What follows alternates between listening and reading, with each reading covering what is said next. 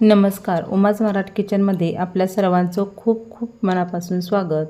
तर सध्या आंब्याचा सीझन चालू आहे आणि आंब्याचा सीझन म्हटलं तर आंब्याची एखादी रेसिपी झालीच पाहिजे. तर आपण आज मँगो शेक करणार आहोत. चला तर वेळ न घालवता पटकन आपल्या रेसिपीला सुरुवात करूया. मँगो शेक करण्यासाठी आपल्याला लागणार आहे एक पिकलेला आंबा. आपल्याला हा आंबा आता कट करून घ्यायचा आहे. आपल्याला यातील गर काढून घ्यायचं आहे.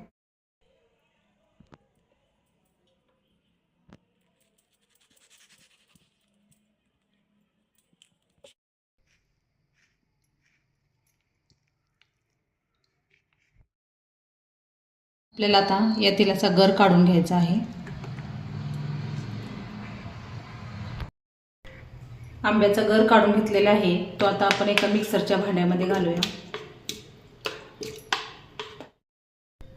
आता आपल्याला यामध्ये घालायची आहे साखर.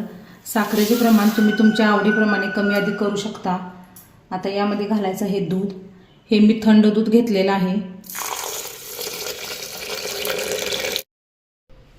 आता यामध्ये आपल्याला आईस क्यूब्स घालायचे आहेत. तर तुमच्याकडे जर नसतील तर तुम्ही यामध्ये थंड पाणी घातलं तरी चालेल.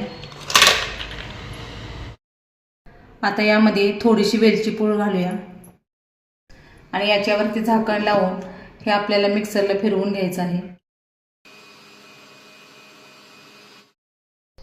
आपला मँगो शेक तयार आहे. तर आता आपण ग्लासमध्ये ओतून घेऊया.